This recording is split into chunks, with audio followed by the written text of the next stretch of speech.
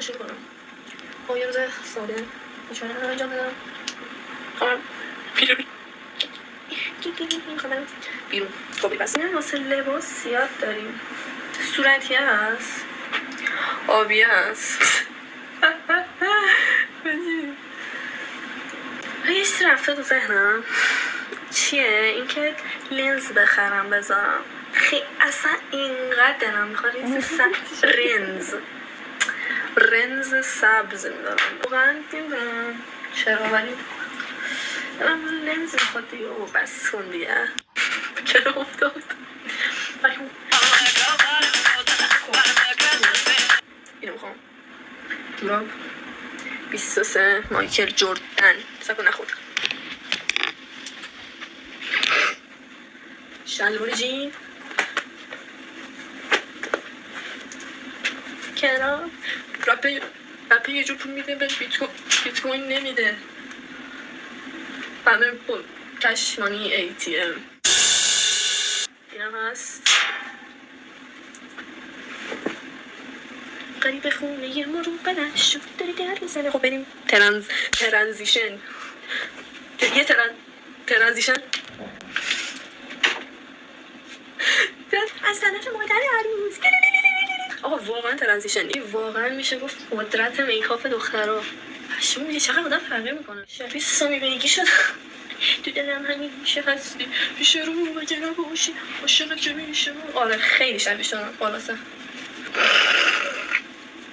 کاره تاک میگی نهایی اوچ کلیان بذار. خیلی دیگه خیلی هزینه کرد. خب امیدوارم که چیزی یادم نرفته باشه دیگه بمون جان مادرت. رندوم بیرون نور بذارم میزنم یه جا منو ببینی. وای گرمه واقعا. یکی از رندوم ترین ویدیوهای جهان هستیم مطمئنم. چه باحاله. بذار بزو صورت کارش میفته. من پیدا کردم جای مناسبی ولی خب عادی نمیگیره. من دقیقا توضیح بدم دارم چیکار میکنم.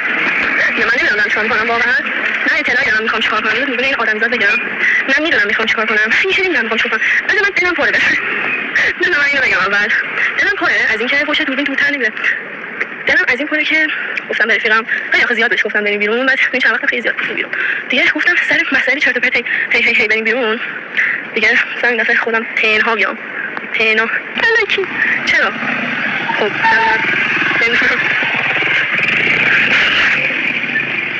بابا موتوریه بعد نگاه کرد میدازن الان گوشیمو مطمئنم.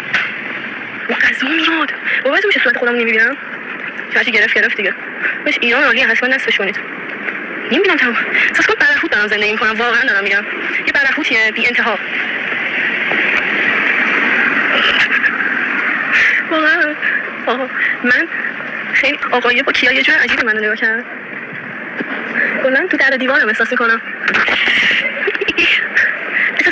آقا خیلی خوبه. خودم دارم برای خودم کات میزنم.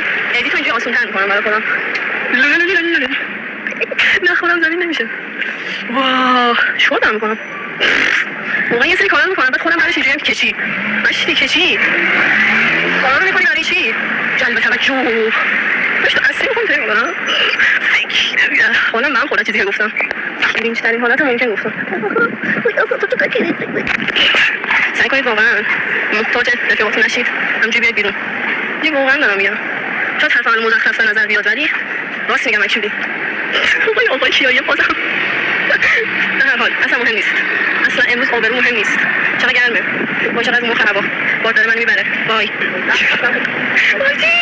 what the fuck امروز رندوم ترین روز زندگیمه.